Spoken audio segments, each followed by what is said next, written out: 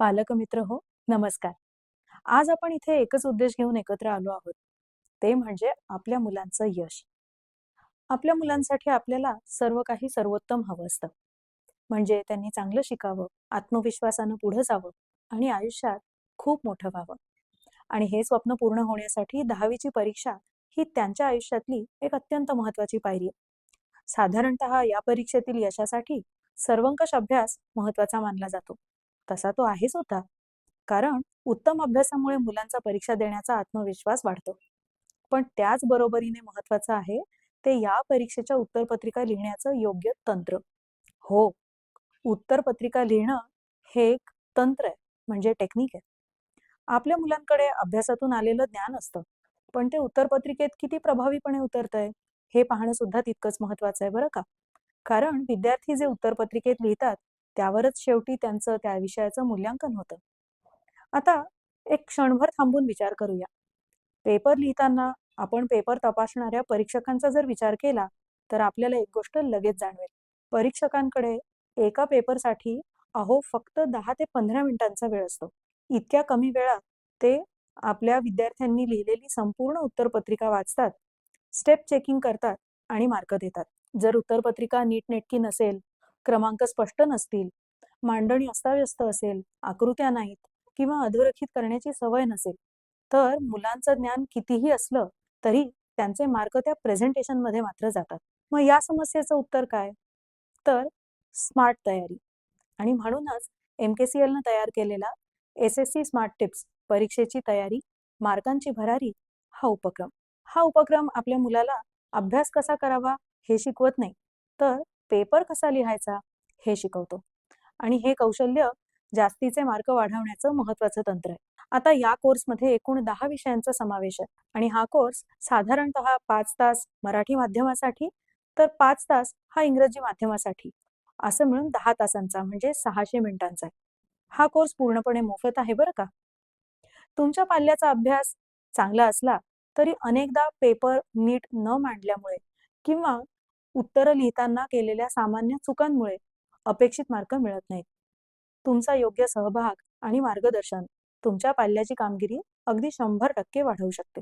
आम्ही तुम्हाला उत्तरपत्रिकेतील मार्क कमी होण्याची कारणं, परीक्षक पेपर तपासताना नेमक्या कोणत्या मुद्द्यांकडे लक्ष देतात आणि प्रत्येक विषयात मुलांच्या अभ्यासाची दिशा कशी असावी हे सांगणार आहोत.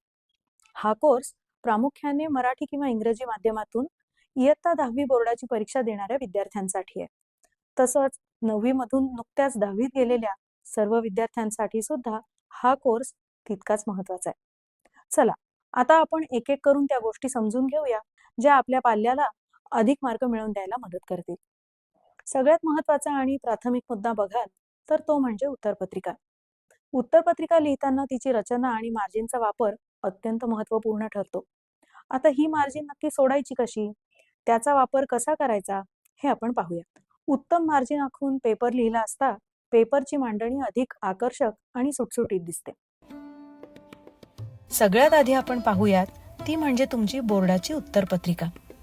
साधारणपणे बोर्डाच्या परीक्षेची उत्तरपत्रिका ही अशी दिसते.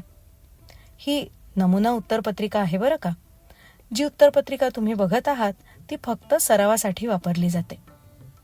उत्तरपत्रिका तुमच्या हातात आल्यानंतर सूचनेनुसार त्यात माहिती भरा आणि पेपर सोडवण्यापूर्वी आपण ज्या उत्तरपत्रिकेवर उत्तर लिहिणार आहोत त्यावर विशिष्ट असं मार्जिन आखून घ्या, जेणेकरून तुम्ही लिहिलेली उत्तरं सुटसुटीत दिसतील आणि पेपर सुद्धा नीटनेटका दिसेल. त्यामुळे परीक्षकाला तुमचा पेपर तपासताना अडचण येणार नाही आणि कदाचित नीटनेटकेपणामुळे अधिकचे मार्क देखील मिळतील.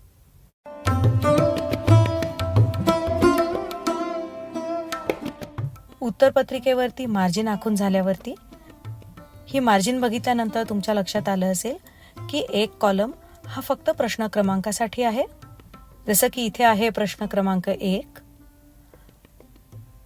त्यातील पुढचा सेक्शन आहे प्रश्न क्रमांक 1चा ब, त्यामुळे मार्जिनचा हा भाग ब ह्या आकड्यासाठी आहे. आणि आता समजा प्रश्न क्रमांक 1ब हे गाळलेल्या जागा भरा असं असेल तर त्यातील 1, 2, 3 हे अंक लिहिण्यासाठी ही तिसरी मार्जिन.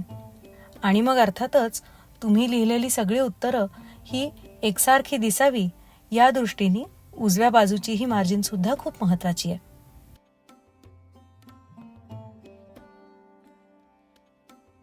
तुम्ही वेगवेगळी प्रोफेशनल डॉक्युमेंट्स जर पाहिली असतील किंवा अगदी वर्तमानपत्रातले कॉलम पाहिले असतील तर त्याची अलाइनमेंट ही एकसारखी असते, म्हणजेच प्रत्येक ओळ ही एका विशिष्ट जागीच संपते.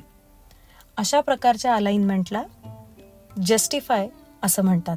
साधारण तसाच काहीसा इफेक्ट हा आपल्या उत्तरपत्रिकेमध्ये आपण उत्तरं लिहिताना यावा या दृष्टीने या मार्जिनचं खूप मोठं महत्त्व आहे. आत्ताच जसं आपण पाहिलं की उत्तरपत्रिका कशी असते, म्हणजेच तिचं स्वरूप कसं असतं आणि मार्जिनचा वापर नक्की कसा करावा. आता हे समजल्यानंतर या विद्यार्थ्यांना काही सोप्या सूचना किंवा उत्तरपत्रिका लिहिताना त्यांनी काय काळजी घेतली पाहिजे हे आपण समजून घेऊया. उत्तरपत्रिका लिहिताना घ्यायची काळजी आणि मार्गदर्शक सूचना. उत्तरपत्रिका लिहित असताना तुम्ही काही गोष्टी लक्षात ठेवून काळजीपूर्वक जर केल्यात तर तुमची उत्तरपत्रिका ही अधिक आकर्षक आणि तपासायला अगदी सोपी जाईल आणि ज्यामुळेच नीटनेटकेपणाचे मार्कसुद्धा तुम्हाला नक्कीच मिळतील. पण यासोबत लक्षात घ्या की परीक्षकाला साधारणपणे 3 तासाचे, जसं की भाषा विषय, असे किमान 30 पेपर दिवसाभरात तपासायचे असतात. याचाच अर्थ तुमची एक उत्तरपत्रिका तपासण्यासाठी परीक्षकांकडे फक्त 15 ते 16 मिनिटं असतात. आणि असेच जे 2 तासाचे पेपर आहेत, जसं की भूगोल, इतिहास, गणित, विज्ञान, असे साधारणपणे 45 पेपर दिवसाभरात त्यांना तपासायचे असतात. म्हणजेच 2 तासाचा एक पेपर त्यांना फक्त 10 मिनिटात तपासायचा असतो. त्यामुळे परीक्षकांची मानसिकता लक्षात घेता त्यांना तपासायला सोपं जाईल अशाच रीतीने जर आपण पेपर लिहिला तर तुम्ही जी वर्षभर मेहनत घेतली आहे त्याचं फळ तुम्हाला मार्कांच्या रूपात नक्की मिळेल. आता काही मुद्दे आपण बघूया. सगळ्यात पहिल्यांदा, प्रश्नपत्रिकेवर काहीही लिहू नका. प्रश्नपत्रिका ही परीक्षकांसाठी दिलेली असते.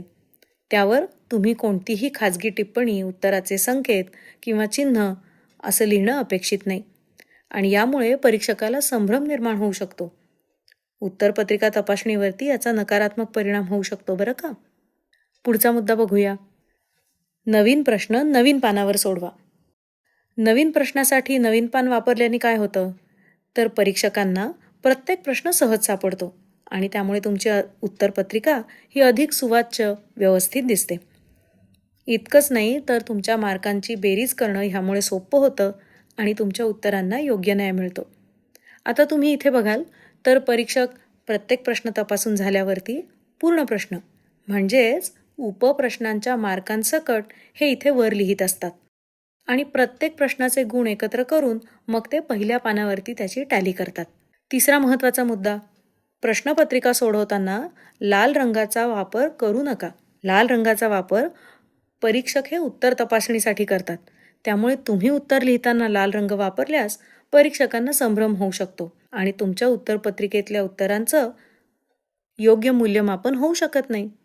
मग काय करायचं तर निळ्या रंगाच्या पेनाचा वापर करा.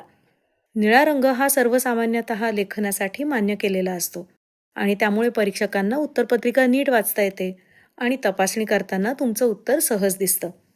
पुढचा अजून एक महत्त्वाचा मुद्दा, उत्तरपत्रिका ही व्यवस्थित आणि नीटनेटकी असावी. याने काय होईल तर परीक्षकांच्या मनात उत्तर देणाऱ्यांविषयी एक सकारात्मक भावना तयार होते, ज्यामुळे या परीक्षेच्या एकूण गुणांकनावरती याचा सकारात्मक प्रभाव पडू शकतो. आणि आता हा व्यवस्थितपणा कसा आणायचा तर प्रत्येक उत्तर संपल्यावरती एक रेषा काढा आणि त्यानंतर पुढच्या प्रश्नाचं उत्तर लिहा. प्रत्येक उत्तर संपल्यावरती रेष काढल्याने प्रत्येक उत्तराची ओळख ही वेगळी स्पष्ट होते. यामुळे परीक्षकांना उत्तरपत्रिकेत कुठलं उत्तर कुठे सुरू होतं आणि कुठे संपतं हे लगेच समजतं. नीटनेटकेपणात तुमच्या हस्ताक्षराचा सुद्धा मोठा वाटा असतो नाही का. पण आता एखाद्याचं हस्ताक्षर नसेल चांगलं तर काय करायचं, काही हरकत नाही. हस्ताक्षर चांगलं नसलं तरी ते किमान वाचण्यासारखं असावं. परीक्षक हे तुमच्या उत्तरांचं मूल्यांकन करतात, पण त्यासाठी हस्ताक्षर हे वाचण्यायोग्य असणं गरजेचं आहे. आता उत्तरपत्रिका लिहिताना कधीकधी काही चुका होतात. मग समजा जर उत्तर चुकलं असं वाटत असेल तर त्यावर खाडाखोड करू नका. फक्त एकच तिरकी रेष त्यावर काढा. उत्तरावर खूप खाडाखोड केली तर उत्तरपत्रिका अव्यवस्थित म्हणजे गचाळ आणि गबाळी दिसू शकते. याऐवजी एकच तिरकी रेष काढल्यास तुमची चूक झाली आहे हे लक्षात येतं आणि परीक्षकांचा गोंधळ होत नाही. उत्तरपत्रिका सोडवत असताना जर तुम्ही पुरवणी घेतलीत तर ती तुमच्या मुख्य उत्तरपत्रिकेला व्यवस्थित बांधून घ्या. म्हणजेच परीक्षकांना प्रत्येक पुरवणी नीट सापडेल. अव्यवस्थित बांधलेल्या पुरवणीमुळे परीक्षकांना ती शोधायला अडचण येऊ शकते बरं का. तुमच्या उत्तरपत्रिकांमध्ये विषयानुसार आलेख म्हणजे ग्राफ पेपर आणि नकाशा यांना पुरवणी म्हणूनच मोजा. म्हणजे समजा तुम्ही 2 पुरवणी आणि 1 ग्राफ वापरला तर पुरवणी संख्या 3 लिहा.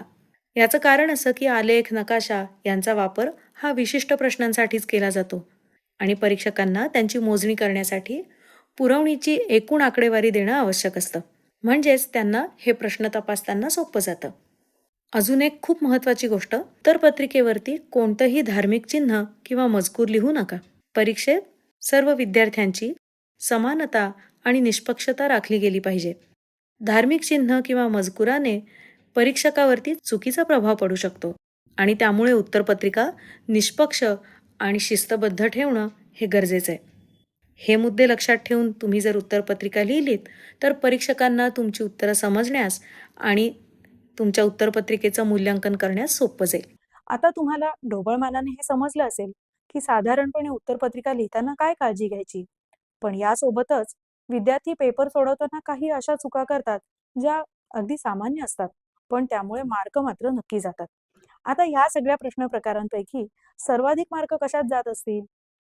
तर ते म्हणजे वस्तुनिष्ठ प्रश्न, म्हणजे ऑब्जेक्टिव्ह क्वेश्चन्स. धक्का बसला ना? मग चला बघूया अशाच काही चुका जे विद्यार्थी नेहमी करतात. जसं रिकाम्या जागा भरा असा प्रश्न असेल तर अनेक विद्यार्थी फक्त पर्याय क्रमांक किंवा रिकाम्या जागेतील एक शब्द लिहून उत्तर पूर्ण करतात. पण विद्यार्थ्यांनी संपूर्ण विधान पुन्हा लिहून निवडलेल्या योग्य पर्यायाला अंडरलाईन करणं हे गरजेचं आहे. तसंच योग्य पर्याय निवडा असा प्रश्न असेल तर विद्यार्थी उत्तरामध्ये नुसता पर्याय लिहून येतात. पण तसं न करता जर पूर्ण वाक्य लिहून योग्य शब्दाला अंडरलाईन केली तर उत्तराचे मार्क नक्की मिळतील. आता विज्ञानासारख्या पेपरमध्ये प्रत्येक बहुपर्यायी प्रश्नाच्या उत्तराचं मूल्यमापन हे केवळ प्रथम पर्यायातील पर्याय ग्राह्य धरूनच केलं जातं आणि त्यालाच मार्क दिले जातात. पण विद्यार्थी इथे कधी कधी आधी एक उत्तर लिहितात, मग परत खाडाखोड करून दुसरं उत्तर लिहितात. लक्षात घ्या, बहुपर्यायी प्रश्नाच्या उत्तराचं मूल्यमापन हे केवळ पहिल्या प्रयत्नातला पर्याय ग्राह्य धरूनच केलं जातं आणि मग अशामुळे विद्यार्थी मार्क गमावतात. त्यामुळे घाई न करता रफ वर्क करूनच विद्यार्थ्यांनी उत्तर लिहावं. तसंच चूक की बरोबर या प्रश्नांसाठी विद्यार्थी फक्त चिन्हांचा वापर करतात किंवा फक्त टी किंवा एफ असं लिहितात. पण नुसतं टी किंवा एफ किंवा एखादं चिन्ह वापरलं तर मार्क जाऊ शकतात बरं का. तसंच जोड्या जुळवा या प्रकारच्या प्रश्नामध्ये जोड्या जुळवताना विद्यार्थी अ गटातील शब्दावरून ब गटातील शब्दाकडे तिरक्या रेषा मारतात आणि यामुळे पेपर तपासताना परीक्षकांना अवघड जातं.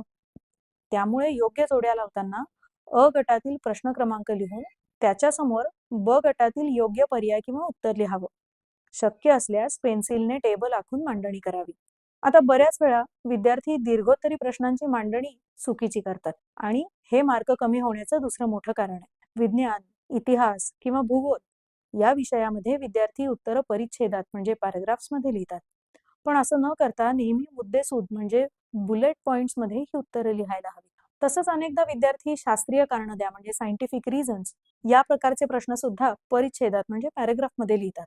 लक्षात घ्या, असं लिहिलं की परीक्षकाला मार्क देणं कठीण होतं. त्यामुळे प्रत्येक कारण नवीन मुद्द्यामध्ये, नवीन पॉइंटमध्ये आणि वैज्ञानिक भाषा वापरून लिहिलं तर परीक्षकाला उत्तर पटकन समजून येतं.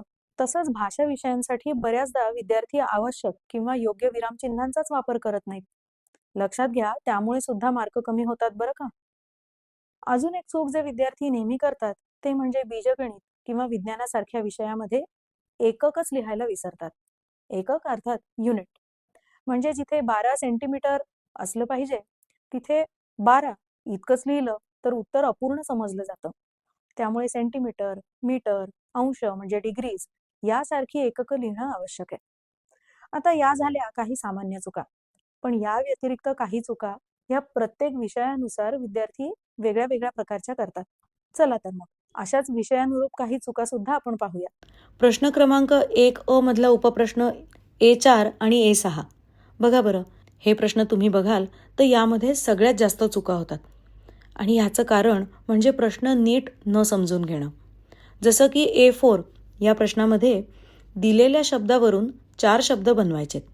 पण त्यात अट काय आहे की तो शब्द कमीत कमी 3 अक्षरांचा असला पाहिजे. बस, बरेचसे विद्यार्थी इथेच गडबड करतात. कधी कधी 2 अक्षरांचा शब्द लिहितात. आणि इथे A6 ह्या प्रश्नामध्ये बघा, एक शब्द दिला जातो आणि त्या शब्दाच्या शेवटच्या अक्षरावरून पुढचा शब्द लिहायचा आहे. पण इथे अजून एक गंमत आहे की प्रत्येक शब्दाचं शेवटचं अक्षर वापरूनच पुढचा शब्द लिहायचा आहे. पण हे लक्षात न आल्याने बरेचसे विद्यार्थी चुका करून अगदी हातातले मार्क गमावतात. तुम्ही मात्र ह्या चुका टाळा हं. तुम्हाला प्रश्नात सांगितल्याप्रमाणेच आकृती काढा. कित्येक वेळेला विद्यार्थी काय करतात तर सर्कलमध्ये काढतात किंवा काही वेगळे आकार काढतात. तर तसं करू नका. आता 4थ्या प्रश्नामध्ये इथे बघा, नकाशा आराखड्यात काही घटक दाखवायचेत. हा प्रश्न सोडवताना बऱ्याचदा विद्यार्थी काय करतात तर पेनाने हे घटक नकाशामध्ये दाखवतात. तुम्हाला स्क्रीनवर दिसत असेल, या विद्यार्थ्यांनी सुद्धा पेनाचा वापर करून नकाशामध्ये घटक दाखवलेत. लक्षात घ्या, ही पद्धत चुकीची आहे. नकाशाचा प्रश्न सोडवताना म्हणजेच नकाशा भरताना फक्त साधी पेन्सिल किंवा रंगीत पेन्सिलचाच वापर करायचा आहे, पेनाचा नाही. प्रश्न 3 कृतीवर आधारित सगळ्या प्रश्नांमध्ये या विद्यार्थ्याने बघा, उत्तराभोवती चौकटच काढलेली नाहीये. त्यामुळे नक्की उत्तर कोणतं हे पटकन समजून येत नाही. कृतीवर आधारित प्रश्नांमध्ये तुम्हाला रिकाम्या चौकटीत योग्य ते उत्तरं लिहायची असतात, हे कायम लक्षात ठेवा. त्यामुळे तुमचं उत्तर नीट दिसेल आणि समजेल अशा आकाराची चौकट तुम्ही काढायची असते. त्यामुळे आधी उत्तर लिहा आणि मग उत्तराभोवती पेन्सिलने चौकट काढा. ठीक आहे. आता पुढील सगळे प्रश्न या विद्यार्थ्याने खूप व्यवस्थित आणि एकही चूक न करता सोडवले. त्यामुळे जर स्टेप्स बरोबर असतील आणि उत्तर देखील अचूक असेल तर नक्कीच या विद्यार्थिनीला सगळे मार्क मिळू शकतात. आता बीजगणिताची उत्तरपत्रिका सोडवताना कोणत्या चुका तुम्ही टाळल्या पाहिजेत हे तुम्हाला नक्की समजलं असेल.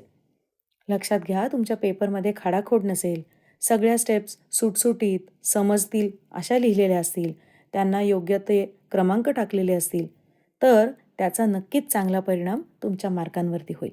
आता प्रश्न पहिला आहे, बहुपर्यायी प्रकार. याचं उत्तर लिहिताना तुम्ही फक्त पर्याय क्रमांक लिहिणं अपेक्षित आहे. पण इथे या विद्यार्थ्याने प्रश्न लिहून आकृती सुद्धा काढली, त्यामुळे अर्थात त्याचा विनाकारण वेळ वाया गेलाय. तसंच त्यांनी उत्तर सुद्धा उजव्या बाजूला आणि कंसात लिहिलंय. आता बहुपर्यायी प्रश्न प्रकारात तुम्हाला त्या प्रश्नाचा क्रमांक टाकून फक्त तो पर्याय लिहायचा आहे. तसंच इथे तुम्हाला बरीचशी खाडाखोड सुद्धा केलेली दिसते. याचाच अर्थ या विद्यार्थ्याने रफ पेजचा वापर केलेला दिसत नाहीये. आणि रफ पेजचा वापर करून सुद्धा जर उत्तरपत्रिकेत खाडाखोड झालीच तर एक आडवी किंवा तिरकी रेष मारून पुढे लिहायला सुरुवात केली पाहिजे. आता प्रश्न 1 काय आहे बघूया बरं. इथे स्क्रीनवर तुम्हाला दिसेल की या विद्यार्थ्याने त्या प्रश्नाची सूचना तसंच तो प्रश्न सुद्धा इथे लिहिलाय. अहो, उत्तरपत्रिकेमध्ये तुम्हाला फक्त उत्तर लिहायचं असतं, सूचना आणि प्रश्न लिहायचे नसतात, हे नक्की लक्षात ठेवा. उत्तरपत्रिकेत तुम्हाला त्या प्रश्नाचा आणि उपप्रश्नाचा क्रमांक लिहून त्या प्रश्नाचं उत्तर लिहायला सुरुवात करायची असते. मात्र ह्यात प्रश्न क्रमांक नीट लिहिणं खूप महत्त्वाचं आहे बरं का. पण जर का तुम्ही प्रश्न लिहित बसलात तर तुमचा पेपर काही वेळेत पूर्ण होणार नाही. आता यातल्या दुसऱ्या प्रश्नात तुम्हाला दिसेल की या विद्यार्थ्याने आकृती तर काढली आहे पण ती सुबक आणि ठळक नाहीये. तसंच प्रश्नामध्ये एकक मराठीमध्ये सेमी अर्थात सेंटीमीटर असं लिहिलंय, पण विद्यार्थ्याने मात्र ते CM असं लिहिलंय. आकृती काढून नंतर या उत्तराचं विधान सुद्धा लिहिलेलं नाही. आता उत्तर हे विधान स्वरूपात लिहून ते अधोरेखित करणं खूप महत्त्वाचं असतं. यासारख्या छोट्या छोट्या गोष्टींमुळे तुमचे मार्क कमी होऊ शकतात, हे लक्षात ठेवा हं. तिसऱ्या प्रश्नातला बाह्यस्पर्शी हा शब्द या विद्यार्थ्याने सर्व ठिकाणी बघा कसा चुकीचा लिहिलाय. तसंच 2 बाह्यस्पर्शी वर्तुळांच्या केंद्रातील अंतर बरोबर त्यांच्या त्रिज्यांची बेरीज हे सुद्धा त्यांनी व्यवस्थित लिहिलेलं नाहीये. जर लिहिण्यासाठी जागा कमी पडत असेल तर तुम्ही डाव्या आणि उजव्या दोन्ही बाजूंसाठी 2-2 ओळी वापरू शकता. म्हणजे मग ते छान दिसेल आणि समजायला सुद्धा सोपं जाईल. उत्तर लिहिताना लक्षात घ्या, शुद्ध लेखनाच्या चुका होणार नाहीत ह्याची काळजी घ्या. चौथ्या प्रश्नामध्ये बघा, या विद्यार्थ्याने कसोटीचं नाव सुद्धा कसं चुकीचं लिहिलंय. तसंच कॉन्ग्रुएंट टू आणि सिमिलॅरिटीचं चिन्ह देखील नीट लिहिलेलं नाहीये. भूमितीमध्ये अनेक चिन्हांचा तुम्हाला वापर करावा लागतो, जसं की angle, triangle, square root, similar to, perpendicular with, parallel with, congruent to, similarity आणि यासारखे इतर बरेच. आता ही चिन्ह परीक्षकांना समजतील अशीच लिहावी लागतात. जर ती तुम्ही व्यवस्थित लिहिली नाहीत तर मात्र तुमचे मार्क कमी होऊ शकतात हं.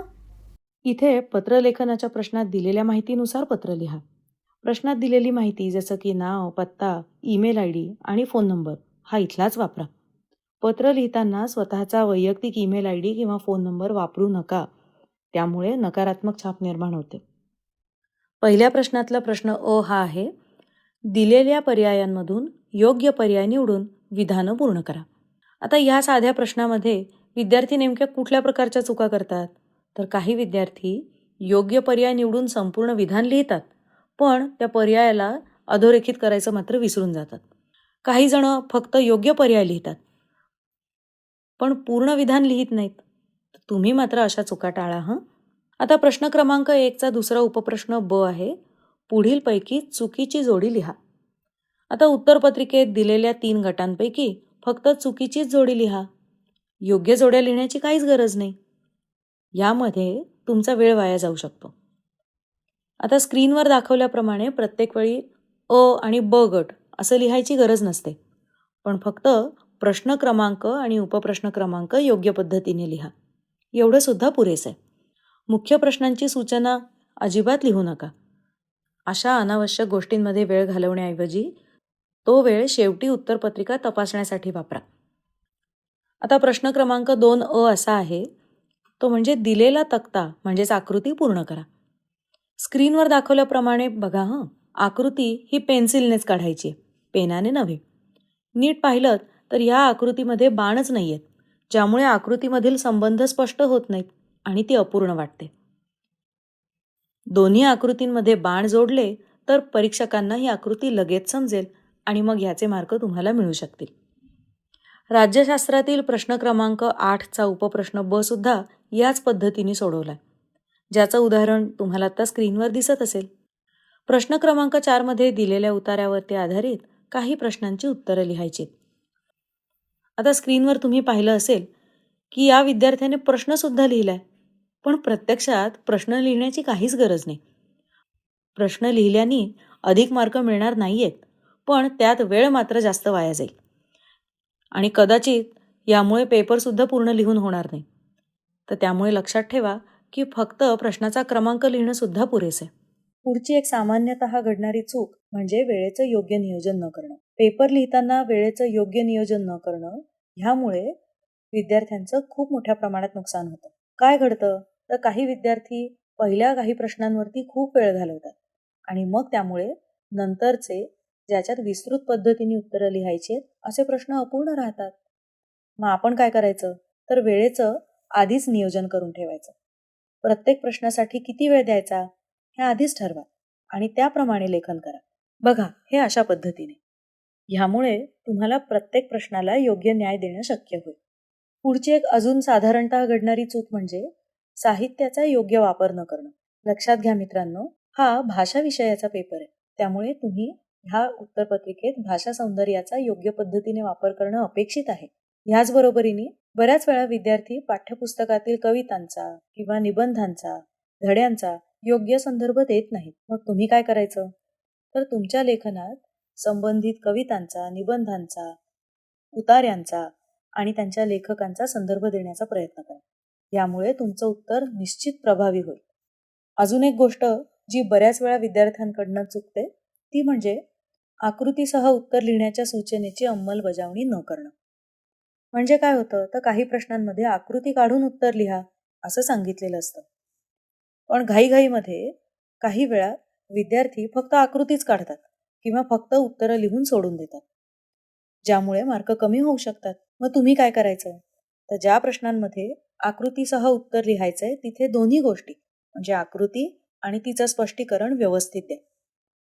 केवळ आकृती काढणं किंवा केवळ उत्तर लिहिणं हे पुरेसे नाही, हे लक्षात ठेवा हं. आता इथे बघा, ह्या विद्यार्थ्यांनी काय केलंय? प्रश्न क्रमांक, उपप्रश्न क्रमांक तर छान घातलाय, पण अख्खा प्रश्न लिहिलाय आणि त्यानंतर खाली त्याची उत्तरं लिहिली आहेत. लक्षात घ्या, पूर्ण प्रश्न लिहित बसण्यात तुमचा वेळ घालवू नका. योग्य क्रमांक घालून त्यानंतर लगेच तुमची उत्तरं तुम्ही लिहिलीत तरी ते पुरेसं आहे. आता आ मध्ये बघा, इथे काय होतं? दिलेल्या संख्या अक्षरात किंवा आकड्यात लिहायच्या होत्या. यात सुद्धा 3 पैकी कोणतेही 2 प्रश्न सोडवायचे होते. इथे सुद्धा या विद्यार्थ्यांनी बघा, पूर्ण प्रश्न लिहित बसलाय. हे करण्याची काहीच गरज नाही. यात तुमचा वेळ तुम्ही घालवू नका बरं का. आता प्रश्न क्रमांक 2 मध्ये इथे तुम्हाला स्क्रीनवर दिसतंय का, की या विद्यार्थ्यांनी शास्त्रीय कारणं द्या. या प्रश्नामध्ये साधारणतः काय काय चुका घडतात? तर या विद्यार्थिनींनी जसं लिहिलंय तसं बरेच जण या प्रश्नांचं उत्तर हे निबंधासारखं लिहितात. पण खरं तर ह्या प्रश्नाचं उत्तर हे मुद्देसूद असावं आणि म्हणून गरज पडेल तिथे बुलेट पॉईंट्सचा वापर केला जावा. आता उदाहरणार्थ इथे तुम्हाला स्क्रीनवर दिसेल की या विद्यार्थ्यांनी प्रश्नाचं उत्तर देताना सगळे मुद्दे एकाच ओळीत लिहिलेत आणि त्यामुळे परीक्षकांना त्यांनी लिहिलेले योग्य मुद्दे इथे कळणारच नाहीयेत. मग आपण काय करायचं? तर शास्त्रीय कारणं द्या. अशा प्रकारच्या प्रश्नांची उत्तरं देताना प्रत्येक कारण हे नवीन ओळीत लिहायचं. तुमचं उत्तर स्पष्ट आणि संक्षिप्त ठेवा, ज्यामुळे परीक्षकांना तुमचं उत्तर समजून घ्यायला सोपं जाईल आणि नक्की तुम्हाला चांगले मार्क मिळतील. प्रश्न क्रमांक 2 आ मधला बघा हं. आता इथे उपप्रश्न क्रमांक 2 काय आहे? संकल्पना चित्र पूर्ण करा. बघा, या प्रश्नात विद्यार्थी काय चूक करतात? इथे तुम्हाला दिसतंय का? या विद्यार्थ्यांनी संकल्पना चित्र पूर्ण करताना किंवा टेबल आखताना पेनाचा वापर केलाय. लक्षात घ्या, विज्ञान भाग 2 मध्ये कुठल्याही प्रकारची आकृती काढताना पेन्सिलचा वापर केला पाहिजे, पेनाचा नाही. आणि त्यामुळे या उत्तरामध्ये तुम्ही सुद्धा मुद्दे लिहिताना पेनाचा वापर करायचा आहे, पण चित्र किंवा तक्ता आखताना पेन्सिलचाच वापर करा. आता विद्यार्थी कोणत्या चुका करतात हे तर आपल्याला समजलंच असेल. त्या दुरुस्त करून तुमच्या पाल्याला अधिकचे मार्क मिळतीलच. त्यासोबतच अजून मदत व्हावी यासाठी कोणत्या गोष्टी पेपर लिहिताना नक्की कराव्या, म्हणजे बेस्ट प्रॅक्टिसेस कुठल्या असाव्यात, हे सुद्धा तुम्हाला इथे कळेल. याचसोबत प्रत्येक विषयाच्या प्रश्नपत्रिकेचं स्वरूप कसं असतं हे सुद्धा आपण बघूया. आता आपण सुरुवात करू इंग्रजी विषयापासून. इंग्रजी विषयाच्या पेपरची विभागणी एकूण 6 विभागांमध्ये केलेली असते. Section 1 language study, section 2 textual passages, section 3 poetry, section 4 non textual passage, section 5 writing skills and section 6 skill development अर्थात ट्रान्सलेशन. हा पेपर एकूण 80 मार्कांचा असतो आणि तो सोडवण्यासाठी विद्यार्थ्यांना 3 तासांचा वेळ मिळतो. लक्षात घ्या, लँग्वेज स्टडी अर्थात व्याकरण हा विभाग 10 मार्कांचा असतो, ज्यात punctuation, make 4 words, word chain, do as directed यासारखे प्रश्न विचारले जातात. तर रीडिंग स्किल्समध्ये आकलन म्हणजे कॉम्प्रिहेन्शन, शब्दसंपदा अर्थात व्होकॅब्युलरी, ट्रू किंवा फॉल्स आणि पर्सनल रिस्पॉन्स म्हणजे स्वमतावर आधारित प्रश्न असतात. रायटिंग स्किल हा विभाग सर्वाधिक म्हणजे 20 मार्कांचा असतो आणि यात लेटर रायटिंग, फॉर्मल किंवा इनफॉर्मल पद्धतीचं, डायलॉग रायटिंग किंवा स्पीच रायटिंग, इन्फॉर्मेशन ट्रान्सफर म्हणजेच verbal to non verbal and vice versa, report writing किंवा स्टोरी रायटिंग यासारखे प्रश्न विचारले जातात. चला मित्रांनो, आता आपण इंग्रजी या विषयाची उत्तरपत्रिका कशी लिहायची ते बघूया. तुम्ही स्क्रीनवर बघू शकता का? या विद्यार्थ्यांनी उत्तरपत्रिका लिहिताना बघा, व्यवस्थित मार्जिन सोडलंय. प्रश्न क्रमांक, त्यातील उपप्रश्नाचा क्रमांक अगदी योग्य ठिकाणी लिहिलाय. मग आता आपण प्रश्न क्रमांक 1 पासून सुरुवात करू. तुम्हाला इथे दिसेल की प्रश्नामध्ये कोणतेही 4 प्रश्न सोडवा अशी सूचना होती. त्यानुसार या विद्यार्थ्याने 6 पैकी बरोबर 4च प्रश्न सोडवलेत. प्रश्न क्रमांक A1 बघाल तर इथे रिकाम्या जागा भरून योग्य त्या अक्षराला त्याने अंडरलाईन सुद्धा केली आहे, म्हणजे अधोरेखित पण केलं आहे. A3 या प्रश्नाचं उत्तर बघा, त्यातही योग्य पंक्च्युएशन मार्क्स वापरून उत्तर सोडवलं आहे. आता यानंतर बघा A5, अपेक्षित अशी आकृती जिथे गरजेची होती तिथे ती काढली आहे आणि योग्य ते शब्द तिथे भरलेत. बघा, ही आकृतीसुद्धा सुस्पष्ट दिसते. आणि यातला शेवटचा म्हणजे A6 याचं उत्तर पाहिलं तर ते सुद्धा सूचनेनुसार व्यवस्थित सोडवलं आहे. जसं की नवीन शब्द लिहिताना तो आधीच्या शब्दाच्या शेवटच्या अक्षराने सुरू केला आहे. आता क्वेश्चन 1B मध्ये तुम्हाला दिसतंय का? प्रश्नाच्या सूचनेनुसार म्हणजेच अटेम्प्ट एनी वन अशी सूचना होती हां. बरोबर त्यानुसार त्याने B1 आणि B2 यातला एकच प्रश्न सोडवला आहे. याचबरोबर उत्तरामध्ये महत्त्वाच्या शब्दांना अंडरलाईन म्हणजे अधोरेखित केलं आहे. आणि अजून एक योग्य गोष्ट या विद्यार्थ्यांनी इथे केली आहे हां. ती म्हणजे पुढचा प्रश्न हा त्याने नवीन पानावर सोडवला आहे. आणि आधीचा प्रश्न सोडवल्यावरती जी जागा मोकळी राहिली आहे बघा, तिथे त्याने काट देखील मारली. चला, इंग्रजीनंतर आता आपण हिंदी विषयाच्या प्रश्नपत्रिकेचं स्वरूप आणि त्याच्या बेस्ट प्रॅक्टिसेस समजून घेऊया. हिंदी विषयाचा पेपर एकूण 5 विभागांमध्ये विभागलेला असतो. विभाग 1 गद्य, ज्याला 20 मार्क असतात. विभाग 2 पद्य, ज्याला 12 मार्क असतात. विभाग 3 पूरक पठण, ह्याला 8 मार्क असतात. विभाग 4 भाषा अध्ययन व्याकरण, ह्याला 14 मार्क असतात. आणि विभाग 5 रचना विभाग, याच्यात उपयोजित लेखन असतं, ज्याला 26 मार्क असतात. हा पेपर तुमच्या लक्षात आलं असेल 80 मार्कांचा असतो आणि तो सोडवण्यासाठी 3 तासांचा वेळ मिळतो.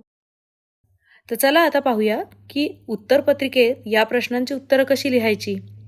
असे कोणते नियम आहेत जे उत्तर लिहिताना पाळणं आवश्यक आहे. योग्य नियम पाळले तर तुम्हाला जास्तीत जास्त मार्क मिळतील. या विभागात उत्तर लिहिताना गद्यांश नीट वाचा आणि उत्तर स्पष्ट लिहा. हा उपप्रश्न एकूण 8 मार्कांचा आहे. आता इथे हे संजाल म्हणजे संकल्पना चित्र पूर्ण करताना उत्तर दिलेल्या बॉक्स फॉर्मॅटमध्येच लिहा बरं का. आणि बॉक्स व्यवस्थित तयार करा.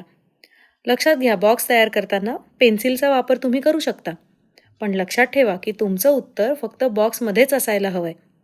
आणि हे संजाल किंवा संकल्पना चित्र पूर्ण करताना उत्तर जर ट्री फॉर्मॅटमध्ये लिहिणं अपेक्षित असेल तर ट्री फॉर्मॅटमध्येच लिहा. यामुळे या पेपरचं जे मूल्यांकन करतील त्यांना तुमचं उत्तर समजायला सोपं जाईल आणि तुम्हाला जास्तीत जास्त मार्क मिळू शकतील. आकृती पूर्ण करताना देखील बॉक्स फॉर्मॅट वापरा. ज्यावेळी प्रश्नात एकाच शब्दात उत्तर लिहायचं असतं तिथे प्रयत्न करा की उत्तर खरोखरीच फक्त एकाच शब्दात लिहावं. जिथे ज्या प्रश्नांमध्ये तुम्ही प्रश्नांच्या उत्तरादाखल तुमचे विचार मांडणं अपेक्षित आहे तिथे साध्या आणि सोप्या वाक्यात उत्तर लिहा, जेणेकरून ते समजायला सोपं जाईल आणि तुम्हाला जास्तीत जास्त मार्क मिळतील. आता बघूया प्रश्न क्रमांक 1A. या उपप्रश्नात सुद्धा उत्तर लिहिताना पूर्वीच्या प्रमाणेच बॉक्स फॉर्मॅट वापरा. योग्य कृती पूर्ण करून प्रश्नाचं उत्तर द्या. हा उपप्रश्न एकूण 8 मार्कांचा असतो. आता हे शब्दयुग्म पूर्ण करताना तुमचं उत्तर अधोरेखित म्हणजे अंडरलाईन करा. यामुळे पेपर तपासणाऱ्यांना उत्तर नीट कळेल. पुढील प्रश्नाचं उत्तर दिलेल्या गद्यांशाच्या संदर्भात लिहा. आता लक्षात घ्या, हे उत्तर 25 ते 30 शब्दात लिहायचं आहे. या उपप्रश्नाचं उत्तर लिहिताना गद्यांश आधी नीट वाचा. नंतर पहिल्या 2 उपप्रश्नांसारखंच हे उत्तर बॉक्स फॉर्मॅटमध्ये लिहा. इथे 4 बॉक्स आहेत ज्यात तुम्हाला उत्तरं लिहायची आहेत. म्हणजेच प्रत्येक उत्तरासाठी अर्धा मार्क मिळेल आणि सगळी उत्तरं योग्य लिहिलीत तर 2 मार्क मिळतील. दुसऱ्या प्रश्नाचं उत्तर लिहिताना दिलेल्या विषयावर तुमचं स्वतःचं मत मांडा. आता लक्षात घ्या, कृतीपत्रिकेत दिलेल्याप्रमाणे शब्दमर्यादेचा विचार करा. उत्तर देताना गद्यांशातली वाक्य सरळ सरळ उतरवू नका, तर तुमचं मत हे तुमच्या शब्दात लिहा. चला, आता संस्कृत संपूर्ण विषयाच्या प्रश्नपत्रिकेचं स्वरूप बघूया. यात हा पेपर एकूण 6 विभागांमध्ये विभागलेला असतो. प्रथम विभाग सुगम संस्कृतम 8 मार्कांचा. द्वितीय विभाग गद्यम 20 मार्कांचा. तृतीय विभाग पद्यम 18 मार्कांचा.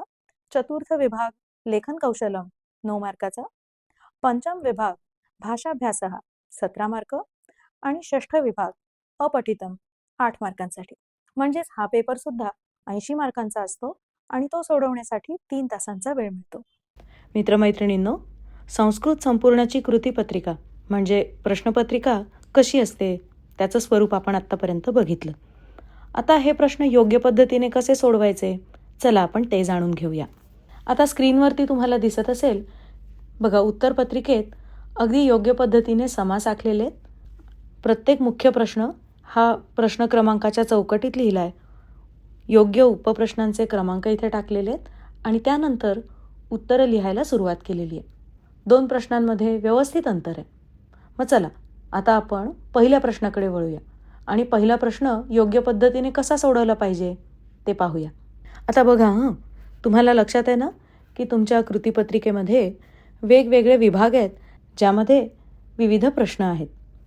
मग आता या विद्यार्थ्यांनी बघा काय केलं आहे, तर हा पहिला प्रश्न हा प्रथम विभागात आहे हे त्यांनी इथे नीट लिहून दिलं आहे. तर पहिला प्रश्न काय होता, चित्रम दृष्ट्वा नामानी लिखित, म्हणजे चित्र पाहून ओळखायची आणि त्यांची योग्य ती नावं लिहायची. आणि यात 5 पैकी कोणत्याही 4 प्रश्नांची उत्तरं तुम्हाला लिहायची होती.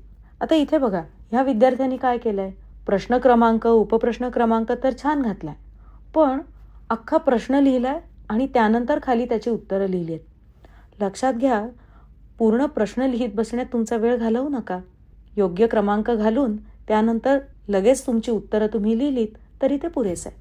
आता आमध्ये बघा इथे काय होतं, तर दिलेल्या संख्या अक्षरात किंवा आकड्यात लिहायच्या होत्या.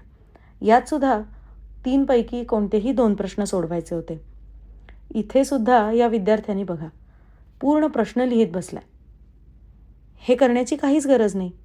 यात तुमचा वेळ तुम्ही घालवू नका बरं का. इथे मात्र हा जो प्रश्न ई आहे म्हणजे समय स्तंभ मेलनम कुरुत, बघा तो मात्र अगदी छान लिहिला आहे. यात 2 स्तंभ होते, एक होता अ आणि दुसरा होता आ. या अचा आशी योग्य मेळ घालायचा होता. आता हे काय होतं, तर ह्या होत्या घड्याळांच्या वेळा. एका बाजूला त्या अक्षरात लिहिल्यात आणि दुसऱ्या बाजूला त्या अंकांमध्ये लिहिल्यात.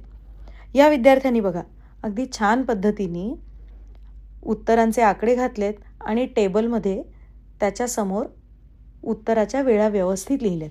व्यवस्थित टेबल आखल्यामुळे म्हणजेच तालिकेमध्ये लिहिल्यामुळे ह्या प्रश्नाचं उत्तर वाचणं, पाहणं आणि त्याप्रमाणे मार्क देणं हे सुटसुटीत झालंय. विज्ञान आणि तंत्रज्ञान भाग 1चा पेपर एकूण 4 प्रश्नांमध्ये विभागलेला असतो. हा पेपर एकूण 40 मार्कांचा असतो आणि तो सोडवण्यासाठी विद्यार्थ्यांना 2 तासांचा वेळ मिळतो. मग यात पहिला प्रश्न असतो 10 मार्कांचा. हा प्रश्न बहुपर्यायी अर्थात MCQs या पद्धतीचा असतो आणि 1 गुणासाठीचे यात विविध उपप्रश्न देखील असू शकतात. उदाहरणार्थ वेगळा घटक ओळखा, सहसंबंध ओळखा किंवा चूक आणि बरोबर ओळखा. दुसरा प्रश्न सुद्धा असतो 10 मार्कांचा. यात शास्त्रीय कारण लिहा, ज्यात 3 पैकी कोणतेही 2 सोडवणं अपेक्षित आहे. तसंच प्रत्येकी 2 मार्कांसाठी उपप्रश्न असतात, जसं की गणितीय उदाहरणं, फरक स्पष्ट करा आणि नियम स्पष्ट करा. तिसरा प्रश्न असतो 15 मार्कांसाठी. यात प्रत्येकी 3 गुणांचे 8 उपप्रश्न असतात. यापैकी कोणतेही 5 सोडवणं अपेक्षित असतं आणि यात आकृती पूर्ण करा, परिच्छेद पूर्ण करा, नियम स्पष्ट करा यासारखे प्रश्न असतात. तर चौथा प्रश्न असतो 5 मार्कांसाठी आणि हा दीर्घोत्तरी म्हणजे लॉंग आन्सर क्वेश्चन असतो. यात कोणताही एक प्रश्न सोडवणं अपेक्षित असतं. प्रश्नपत्रिकेचं स्वरूप कसं असतं हे आपण आत्ता पाहिलं. तुम्ही ही उत्तरं नक्की कशा प्रकारे लिहिली पाहिजेत हे जाणून घेण्यासाठी आपण अजून एक नमुना प्रश्नपत्रिका नक्की कशा पद्धतीने सोडवली आहे ते पाहूया. प्रश्न सोडवण्याआधी तो नीट वाचून समजून घेणं हे तुमच्यासाठी खूप फायदेशीर ठरेल बरं का. आता बघूया, इथे आहे पहिला प्रश्न, तो एकूण 10 मार्कांचा आहे, ज्यामध्ये 2 उपप्रश्न आहेत, अ आणि ब. आता सगळ्यात आधी उत्तरपत्रिकेच्या दोन्ही बाजूला थोडी जागा सोडून मार्जिन काढा. त्यानंतर प्रश्नपत्रिकेतला प्रश्न क्रमांक 1 नीट वाचा. मग आता प्रश्न क्रमांक 1 अ हा बहुपर्यायी प्रश्नांचा आहे, म्हणजेच ह्याचं उत्तर लिहिताना तुम्ही फक्त पर्याय क्रमांक लिहिणं अपेक्षित आहे. प्रश्न क्रमांक 2 आणि 4 हे दिलेल्या पर्यायांपैकी योग्य पर्याय निवडून विधाने पूर्ण करा असं सांगितलंय. म्हणजेच आता इथे बघा, हे सोडवताना या उत्तरपत्रिकेत तुम्हाला दिसेल की या विद्यार्थ्यांनी संपूर्ण विधान लिहिलंय आणि त्यानंतर निवडलेला पर्याय हा गाळलेल्या जागेत लिहून त्याला व्यवस्थित अंडरलाईन म्हणजे अधोरेखित पण केलंय. अशीच पद्धत वापरून योग्य पद्धतीने सोडवले तर या प्रश्नाचे तुम्हाला पूर्ण मार्क मिळू शकतील. म्हणजेच प्रत्येक उपप्रश्न हा इथे 1 मार्काचा आहे. यात 2 गोष्टी खूप महत्त्वाच्या आहेत ज्या विसरू नका. ती म्हणजे संपूर्ण विधान लिहिणं आणि निवडलेल्या पर्यायाला अधोरेखित करणं. आता बहुपर्यायी प्रश्न सोडवण्यासाठीची एक प्रभावी पद्धत म्हणजे काय आहे तर निष्कासन पद्धत. आता बघा म्हणजे काय तर या पद्धतीत तुम्ही प्रश्न आणि त्याचे पर्याय नीट वाचल्यानंतर मनातल्या मनातच तुम्ही पहिल्यांदाच चुकीचे पर्याय काढून टाकता, जेणेकरून तुम्हाला योग्य पर्याय निवडणं सोपं होईल. ठीक आहे. आता बघा प्रश्न क्रमांक 1 हा खालील प्रश्न सोडवा असा आहे. आता इथे तुम्हाला एक उत्तरपत्रिका दिसत असेल. तुम्हाला दिसतंय का की या विद्यार्थ्यांनी प्रश्न सोडवण्यासाठी बघा किती छान पद्धत वापरली. पहिल्या उपप्रश्नात त्यांनी प्रश्न लिहून त्याचं उत्तरसुद्धा अधोरेखित केले. यामुळे परीक्षकांना लगेच समजतं की या विद्यार्थ्याला हा प्रश्न चांगला समजलाय. दुसऱ्या प्रश्नात या विद्यार्थ्यांनी बघा फक्त उत्तरच नाही तर त्यामागचं कारणसुद्धा एकाच वाक्यात सांगितलंय. यामुळे त्याच्या उत्तराला अधिक बळ मिळतं. तिसऱ्या प्रश्नाचं उत्तर देण्यासाठी बघा त्यांनी एक सुंदर तक्ता तयार केलाय. यामुळे उत्तर व्यवस्थित आणि सुटसुटीत दिसतं. चौथ्या प्रश्नात बघा त्याने दिलेलं विधान लिहून त्याच्या मागे खरं किंवा खोटं असं सुद्धा लिहिलंय. हे पाहून परीक्षकांना नक्की समजेल की या विद्यार्थ्याला या प्रश्नाचं उत्तर छान माहिती आहे. सर्वसाधारणपणे या विद्यार्थ्यांनी बघा आपली सगळी उत्तरं ही खूप नीट आणि व्यवस्थित लिहिलेली आहेत. प्रत्येक प्रश्नाला एक वेगळी ओळ दिली आहे आणि त्याच्या लेखनात तशी फारशी कुठेही खाडाखोड किंवा चूक दिसत नाही आहे. त्यामुळे त्याचा हा पेपर खूप सुंदर आणि आकर्षक दिसतोय. जर तुम्हीसुद्धा तुमची उत्तरं अशाच प्रकारे लिहिलीत तर तुम्हाला या प्रश्नाचे पूर्ण मार्क्स मिळण्याची शक्यता नक्कीच जास्त आहे. विज्ञान भाग 2चा पेपर देखील एकूण 4 प्रश्नांमध्ये विभागलेला असतो. हा पेपर सुद्धा 40 मार्कांचा असतो आणि तो सोडवण्यासाठी 2 तासांचा वेळ मिळतो.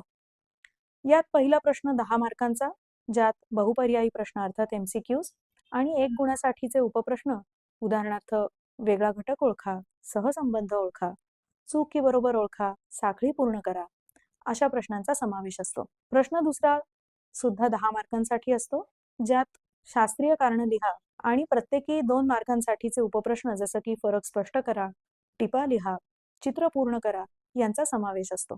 तिसरा प्रश्न असतो 15 मार्कांसाठी. यात प्रत्येकी 3 मार्कांचे 8 उपप्रश्न असतात, ज्यापैकी कोणतेही 5 सोडवायचे असतात. यात वर्गीकरण, संकल्पना स्पष्ट करा, परिच्छेद पूर्ण करा, चित्रावर आधारित प्रश्न आणि प्रत्यक्ष जीवनातील अनुप्रयोग अर्थात प्रॅक्टिकल ॲप्लिकेशन्स यासारखे प्रश्न येतात.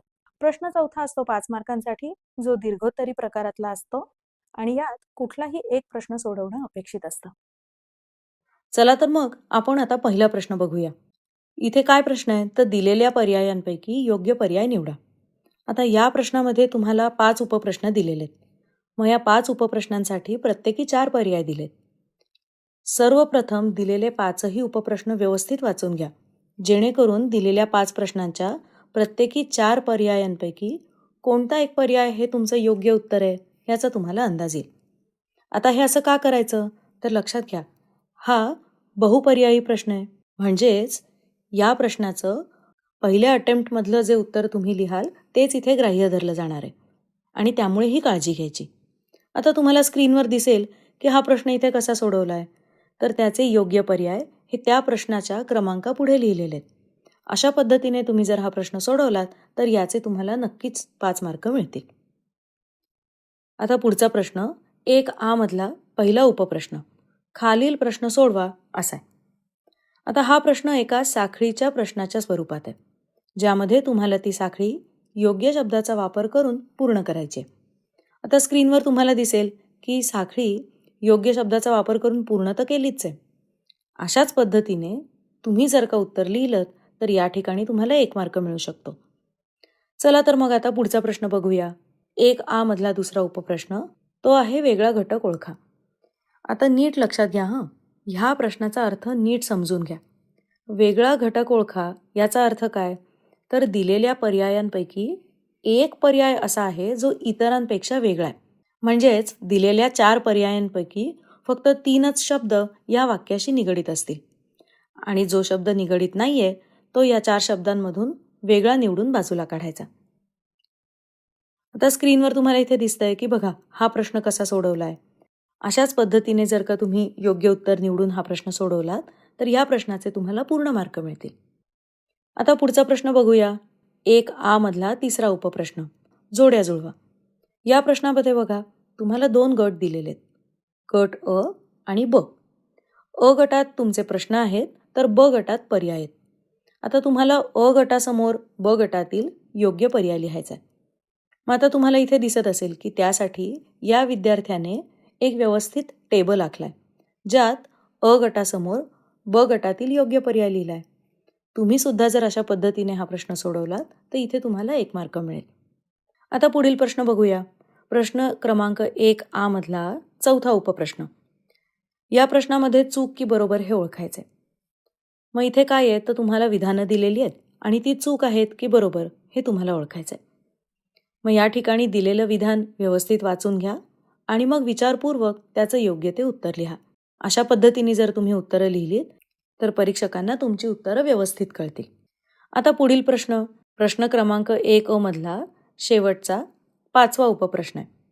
नाव किंवा रेणूसूत्र लिहा. आता या प्रश्नामध्ये तुम्हाला एक विधान दिलेलं आहे. बघा या ठिकाणी या विधानाचं उत्तर तुम्ही एका शब्दात पूर्ण करायचं आहे. आता इथे तुम्हाला दिसेल की जनुकीय उपचाराने उपचार करता येणारा विकार असं विधान आहे. आता या प्रश्नाचं उत्तर बघा कशा पद्धतीने लिहिलंय. आता तुम्हाला इथे स्क्रीनवर दिसेल की या प्रश्नाचं उत्तर कशा पद्धतीने लिहिलंय. अशाच पद्धतीने तुम्ही जर उत्तर लिहिलं तर ह्या प्रश्नाचे व्यवस्थित मार्क तुम्हाला मिळतील. भाषा आणि विज्ञान हे विषय झाल्यानंतर चला आता आपण वळूया गणित या विषयाकडे. हा विषय बऱ्याच मुलांना अवघड वाटतो, पण आम्ही ज्या टिप्स तुम्हाला सांगू त्याचा वापर केला तर नक्कीच त्यांचा हा पेपर सोडवण्याचा आत्मविश्वास वाढेल आणि अधिकचे मार्क त्यांना मिळण्यास नक्की मदत होईल. बीजगणित अर्थात अल्जेब्रा हा गणिताच्या 2 विभागांपैकी एक आहे. याचा पेपर एकूण 40 मार्कांचा असतो आणि या पेपरमध्ये साधारण 5 मुख्य प्रश्न असतात, जे पुन्हा 2 विभागांमध्ये विभागले जातात. पहिला प्रश्न असतो 8 मार्कांसाठी, ज्यात बहुपर्यायी प्रश्न म्हणजे MCQs असतात आणि 1 मार्कासाठीचे उपप्रश्न सुद्धा असतात. लक्षात घ्या, हे सगळे अनिवार्य म्हणजे कंपल्सरी असतात. दुसरा प्रश्न असतो 12 मार्कांसाठी, ज्यात विविध कृतीवर आधारित प्रश्न आणि उपप्रश्न असतात. प्रश्न तिसरा आहे 9 मार्कांसाठी, ज्यात देखील कृतीवर आधारित विविध प्रश्न असतात. प्रश्न चौथा असतो 8 मार्कांसाठी, ज्यात दीर्घोत्तरी प्रकारचे उपप्रश्न असतात, ज्यातील प्रत्येक प्रश्न हा 4 मार्कांसाठी असतो. तर प्रश्न 5 हा 3 मार्कांचा असतो आणि यात रचनात्मक स्वरूपाचे प्रश्न असतात. चला तर मग आता आपण पहिल्या प्रश्नाकडे वळूया. बघा पहिला प्रश्न योग्य पद्धतीने कसा सोडवायचा. तर प्रश्नपत्रिकेत हा पहिला प्रश्न 2 भागांमध्ये विभागला होता. बहुपर्यायी प्रश्न सोडवा आणि उपप्रश्न सोडवा. पहिल्या प्रश्नामध्ये दिलेल्या पर्यायांपैकी अचूक पर्याय निवडून त्याचं वर्णाक्षर लिहायचं होतं. आता इथे तुम्हाला स्क्रीनवर दिसेल कशा प्रकारे या विद्यार्थ्यांनी प्रश्न क्रमांक, उपप्रश्न क्रमांक लिहून मग योग्य पर्याय लिहिला आहे. याबरोबरच उपप्रश्न सुद्धा कशा प्रकारे इथे सोडवलेत हे पण तुम्हाला दिसेल. उपप्रश्न सुरू करण्यापूर्वी एक ओळ सोडून पेन्सिलने एक रेष देखील मारलेली आहे. त्यामुळे नवीन उत्तर कुठे सुरू झालं हे लगेच समजू शकतं.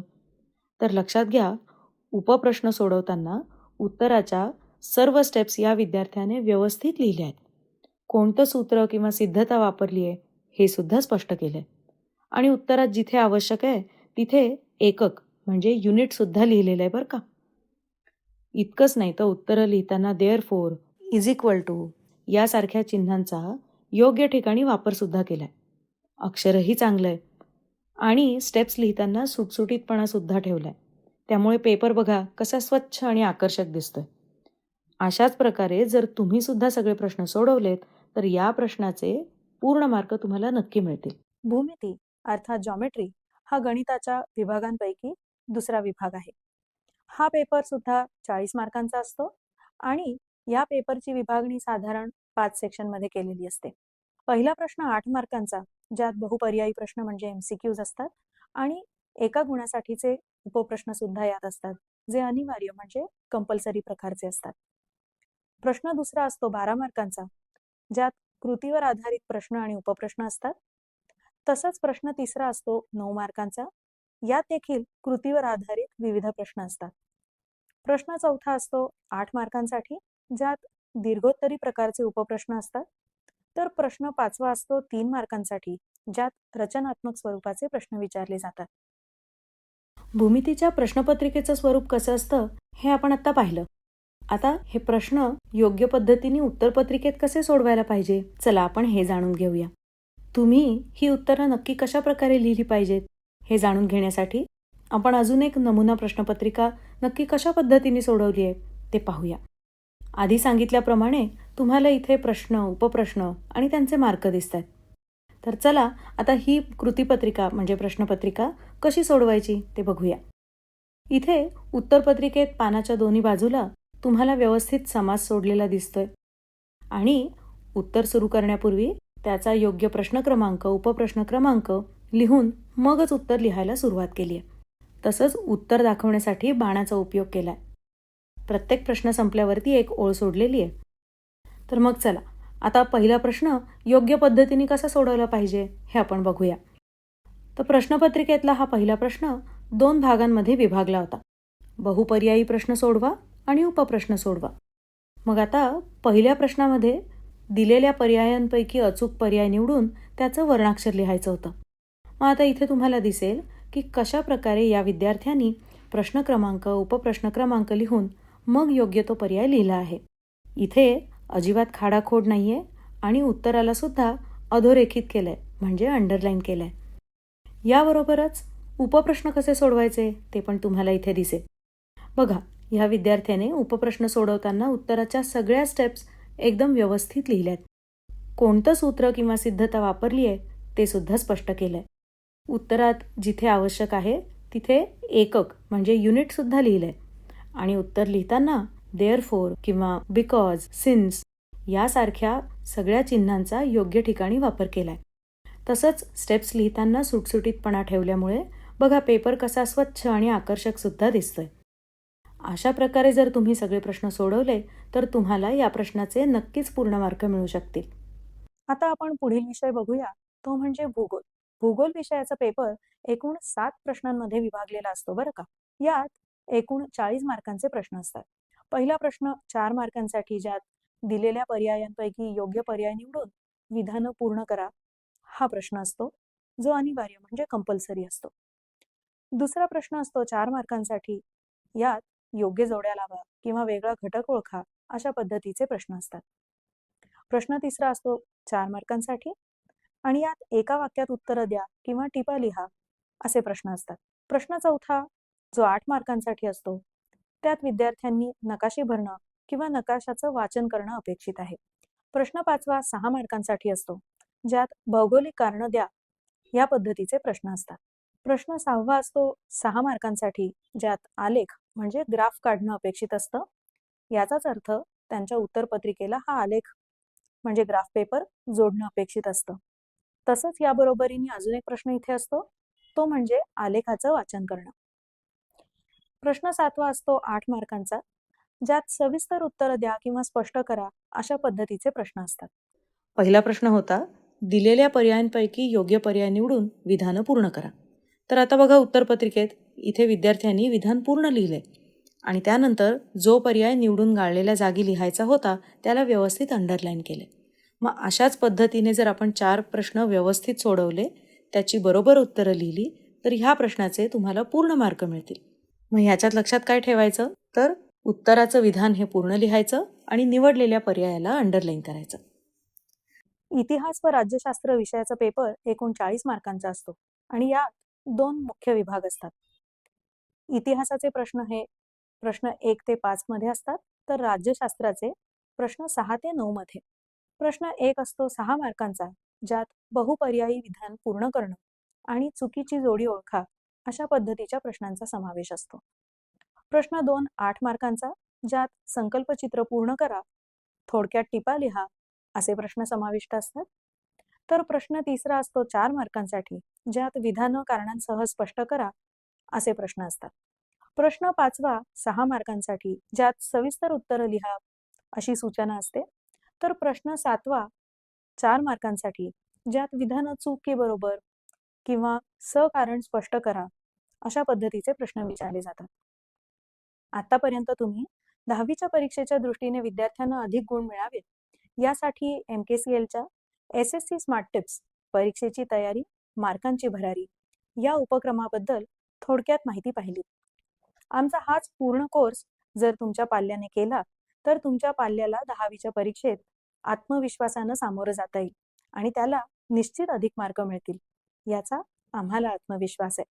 आजच्या काळात विविध डिजिटल व AI टूल्स प्रभावीपणे हाताळणं हे विद्यार्थ्यांसाठी अनिवार्य तंत्र बनलंय आणि ही दोन्ही तंत्र विद्यार्थ्यांना शिकण्यासाठी MSCIT या कोर्स सारखा उत्तम पर्याय नाही. MSCIT विद्यार्थ्यांना फक्त नवीन ओळख करून देत नाही, तर इथे तंत्रज्ञान समजतं. आमचा हा कोर्स तुमच्या पाल्याने केल्यानंतर तुमचा पाल्य 10वी परीक्षेला आत्मविश्वासाने सामोरा जाईलच आणि त्याला निश्चित अधिक मार्क मिळतील. याच आत्मविश्वासाने आज आपल्याला सगळ्यांना काळाची गरज म्हणून विविध डिजिटल आणि AI टूल्स प्रभावीपणे हाताळणं जमणं हे एक अनिवार्य तंत्र बनलंय आणि आपल्या पाल्यांसाठी ही दोन्ही तंत्र शिकण्यासाठी MSCIT या कोर्स सारखा उत्तम पर्याय नाही. MSCIT विद्यार्थ्यांना फक्त नवीन टूल्सचीच ओळख करून देत नाही, तर इथे तंत्रज्ञान समजतं आणि वापरता देखील येतं. अनेकांना इथेच AIची खरी किमया कळते आणि तंत्रज्ञानाची भीती दूर होते. त्यामुळे MSCIT म्हणजे फक्त कोर्स नाही, तर तो त्यांच्या भविष्यातील संधी, कौशल्य आणि आत्मविश्वास वाढवणारा महत्त्वाचा आधार आहे. तर आजच SSC स्मार्ट टिप्स परीक्षेची तयारी, मार्कांची भरारी आणि MSCIT या कोर्सेसच्या अधिक माहितीसाठी आजच आपल्या नजीकच्या MSCIT केंद्राशी संपर्क साधा.